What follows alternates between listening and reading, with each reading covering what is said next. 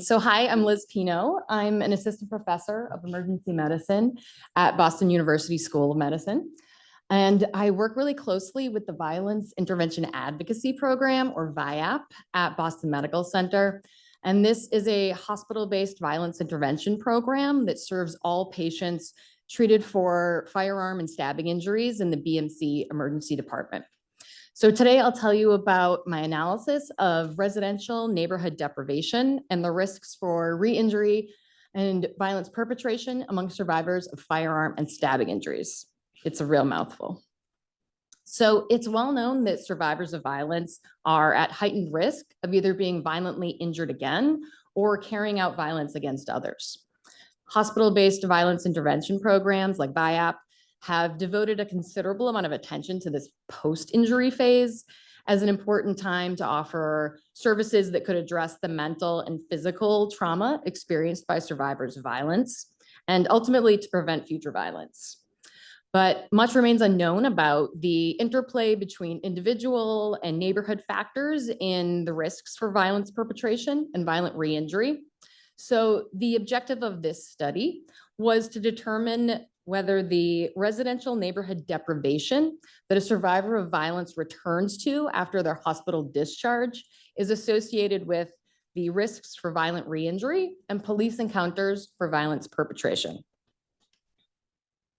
And for the sake of a simple 5-minute talk, I'm just using the term neighborhood deprivation, but the scale that we used was actually a bit more complex in that it's a scale that goes from neighborhoods that are entirely low-income Black race residents as the most deprived areas to neighborhoods entirely comprised of high-income white residents as the most privileged areas.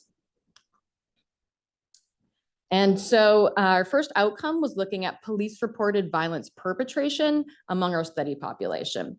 So we're back to our lovely maps here. And we first determined the levels of neighborhood deprivation in the Boston metro area. So you can see on the map on the left here that the lighter areas indicate areas of higher privilege, and the darker areas indicate areas of higher deprivation. And the dark black or the thick black line indicates the boundary of the city of Boston. And the blue marker is where Boston Medical Center is located, which is where all of our study population were treated for initial violent injuries. And so at 3 years following the indexed violent injury, 8.7% of our study population allegedly carried out violence against others. And we observed that for every 10% increase in neighborhood deprivation, there was a 13% increase in the risk for violence perpetration. In our study population, patients at highest risk for carrying out violence were younger, male, and non-Hispanic Black.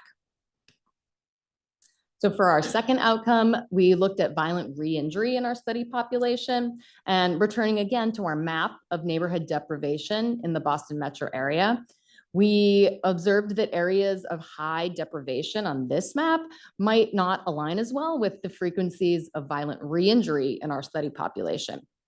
So we found at 3 years following the index injury, 11.6% of individuals in our study population were violently re-injured. However, in this case, for every 10% increase in neighborhood deprivation, we found that there was no change in the risk for violent re-injury. However, patients at highest risk for violent re-injury had a baseline diagnosis of substance use disorder. And so some implications from this research for survivors of firearm and stabbing injuries living in a more economically deprived and socially marginalized area was associated with an increased risk of using violence against others. And interventions really need to include investments into neighborhoods most impacted by violence to help prevent this downstream transmission of violence. And so for future directions, things that I'm working on right now, I'm actually working with John on a project to assess the effectiveness of the VIAP clinical program. So looking if client engagement with VIAP can be preventative against these same outcomes of violent re-injury and violence perpetration. And since we didn't see a correlation between neighborhood deprivation and violent re-injury, I'm doing a deeper investigation into the relationship between neighborhood deprivation for patients' residential location and their injury location, and how this interplay can drive gun violence in Boston. So thanks, everyone.